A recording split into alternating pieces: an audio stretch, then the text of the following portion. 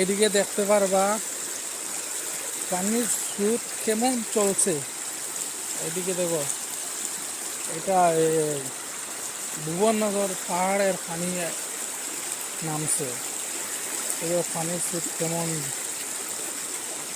কত জোর যার পানির স্রোত দেখো তো।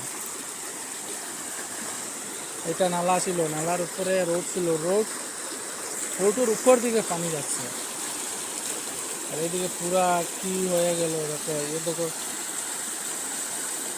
এক ভাই মাছ মারছে, দেখতে পাচ্ছ?